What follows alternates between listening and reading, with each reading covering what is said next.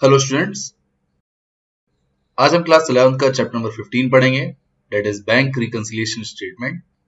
ये इसका पार्ट 5 है। रिमेनिंग पार्ट के लिंक्स डिस्क्रिप्शन में गिवन है, आप वहां जाकर के देख सकते हैं। इस वीडियो में आज हम एक और क्वेश्चन को सॉल्व करेंगे, जिसके अंदर हम पासबुक के डेबिट बैलेंस का यूज करेंगे। ये चैप्टर का क्वेश्चन नंबर 4 है। इसमें लिखा है, on 31st March 2022 bank passbook of Mohan showed a debit balance of 17,800. Prepare a bank reconciliation statement from the following information. इस क्वेश्चन के अंदर आपको बैंक के पासबुक का डेबिट बैलेंस गिवन है 17,800, यानी आपको ओवरड्राफ्ट बैलेंस गिवन है इस क्वेश्चन के अंदर, वो भी बैंक की पासबुक का। तो ये आपका स्टार्टिंग पॉइंट हो गया। आपको इस बार क्वेश्चन के अंदर debit balance as per passbook given है 17,800। इस क्वेश्चन के अंदर आपको बैंक रिकंसिलिएशन स्टेटमेंट प्रिपेयर करना है और आपको ये सभी इंफॉर्मेशन गिवन है।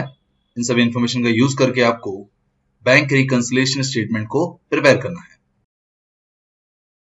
तो सबसे पहले हम सॉल्यूशन के अंदर बैंक रिकंसिलिएशन स्टेटमेंट का फॉर्मेट बनाएंगे। आप हेडिंग लिखेंगे bank reconciliation statement as on 31st March 2022। ये आपका फॉर्मेट है। इसके फर्स्ट कॉलम में आपका पर्टिकुलर्स लिखा जाएगा, सेकंड कॉलम में प्लस आइटम्स, थर्ड कॉलम में माइनस आइटम्स। नाउ रूल्स को फॉलो करते हुए हम इस क्वेश्चन को सॉल्व करेंगे। सबसे पहला स्टेप है आपका स्टार्टिंग पॉइंट। तो इस क्वेश्चन के स्टार्टिंग में ही आपको स्टार्टिंग पॉइंट गिवन है। आपको क्वेश्चन में बैंक पासबुक का डेबिट बैलेंस गिवन है 17,800।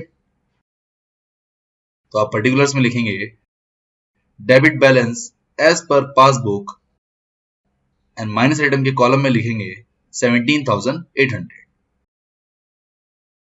यहां पर क्योंकि आपको पासबुक का बैलेंस गिवन है, इसलिए आप कैशबुक को फॉलो करते हुए सभी एरर्स को रेक्टिफाई करेंगे। जो भी एडिशन या सब्ट्रैक्शन करना है वो कैशबुक को देखते हुए पासबुक में किए जाएंगे। तो एक एक करके हम सभी एरर्स को लेते हैं।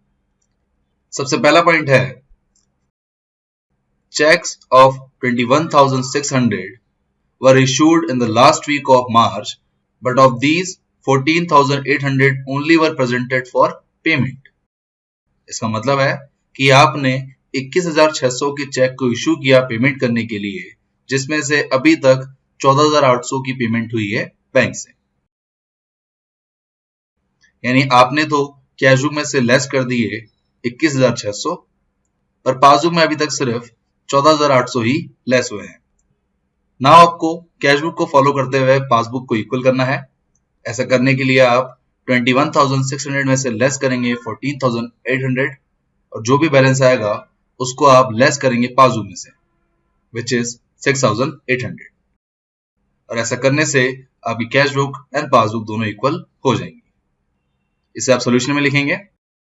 हम पर्टिकुलर्स में लिखेंगे first, check issued but not presented for payment,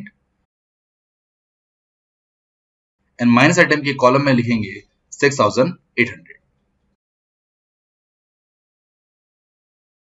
then second, checks of 10,750 were deposited in bank. Out of them, a check of 4,200 was credited in the first week of April 2022. इसका मतलब है कि आपने bank में 10,750 के check जमा करने के लिए भेजे, जिसमें से एक चेक अप्रैल में जमा हुआ है 4,200 का।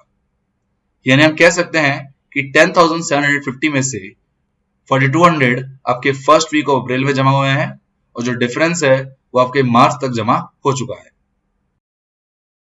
तो अगर इसे हम समझें तो आपने तो 10,750 को कैशबुक में इंक्रीज कर दिया, पर 4,200 के अलावा सिर्फ 6,550 ही अभी तक डिपॉजिट हुए हैं पासबुक के अंदर।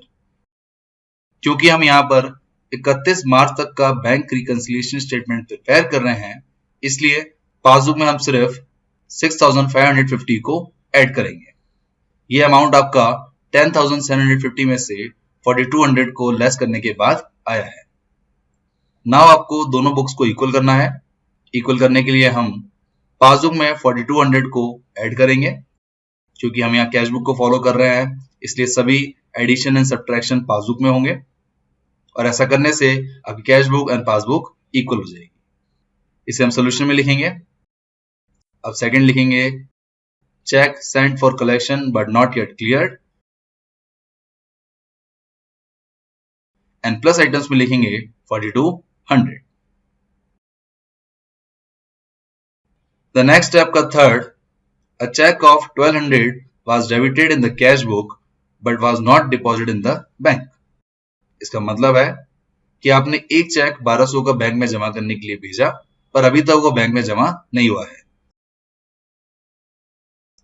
यानी आपकी कैश बुक तो 1200 से इंक्रीज हो चुकी है और पासबुक में अभी तक इसका कोई भी इंपैक्ट नहीं आया है। पासबुक में अभी भी इस ट्रांजेक्शन का इंपैक्ट 0 है।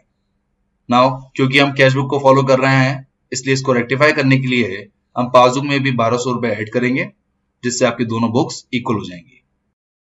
अब सोल्यूशन में लिखेंगे third, cheque debited in the cash book but was not deposited in bank और प्लस आइटम में लिखेंगे 1200। The next transaction, insurance premium paid by bank 1450। Bank ने इंश्योरेंस प्रीमियम की पेमेंट की है 1450 की, यानी आपकी पासबुक रिड्यूस हुई है और कैश बुक में इसकी कोई भी रिकॉर्डिंग नहीं की गई है। इसका मतलब है कि कैश बुक में इस ट्रांजेक्शन का इंपैक्ट 0 है पर पासबुक आपकी रिड्यूस हो चुकी है 1450 से। नाउ दोनों बुक्स को इक्वल करने के लिए हम कैश बुक को फॉलो करते हुए पासबुक में ऐड करेंगे 1450 जिससे आपकी दोनों बुक्स इक्वल हो जाएंगी। अब सोल्यूशन में लिखेंगे insurance premium paid by the bank and plus item में लिखेंगे 1450। द नेक्स्ट स्टेप का fifth, a bill of exchange of 6200 which was discounted with the bank returned dishonored but no entry was made in the cash book। इसका treatment same आपको check की तरह करना है। आप इस तरह समझिए कि आपने एक चेक जमा करने के लिए भेजा पर वो डिसऑनर्ड हो गया जिससे आपकी पासबुक तो रिड्यूस हो गई पर इसका इंपैक्ट कैश बुक पे अभी तक नहीं आया है। यानी कैश बुक में अभी भी आपने इस ट्रांजेक्शन को रिकॉर्ड नहीं किया है। आपकी कैश बुक 0 है पर आपकी पासबुक रिड्यूस हो चुकी है 6200 से। ना उसको रेक्टिफाई करने के लिए आप कैश बुक को फॉलो करते हुए पासबुक में ऐड करेंगे 6200 जिससे आपकी दोनों बुक्स इक्वल हो जाएंगी। आप सोल्यूशन में पर्टिकुलर्स में लिखेंगे bill was discounted with the bank return dishonoured और प्लस आइटम में लिखेंगे 6200। इसी तरह नेक्स्ट है आपका sixth, bank charges and interest charge by bank are 350। इसका मतलब है कि बैंक ने कुछ चार्जेस आपकी पासबुक में से डिडक्ट किए हैं, आपके अकाउंट में से लेस किए हैं जिसको रिकॉर्ड अभी तक आपने कैश बुक में नहीं किया है। यानी कैश बुक में अभी भी इस ट्रांजेक्शन का इंपैक्ट 0 है पर पासबुक आपकी रिड्यूस हो चुकी है 350 से।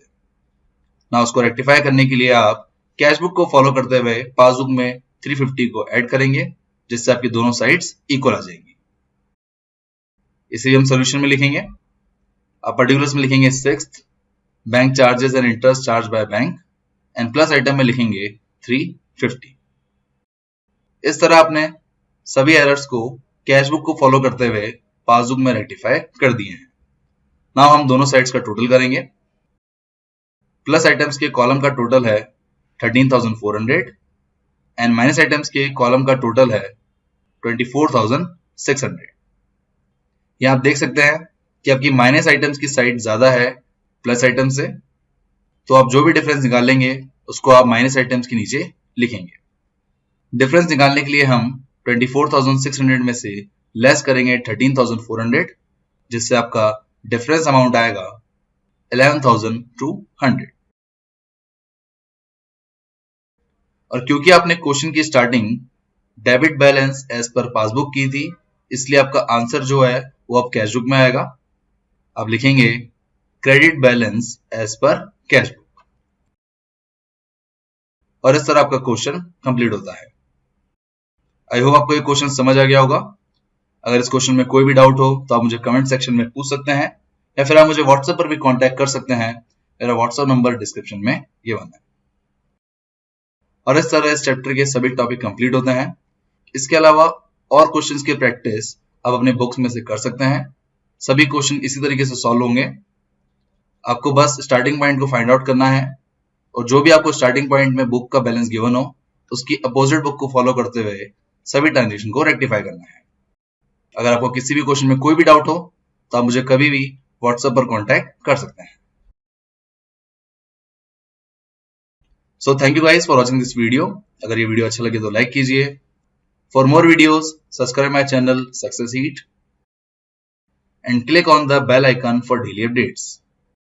Thank you.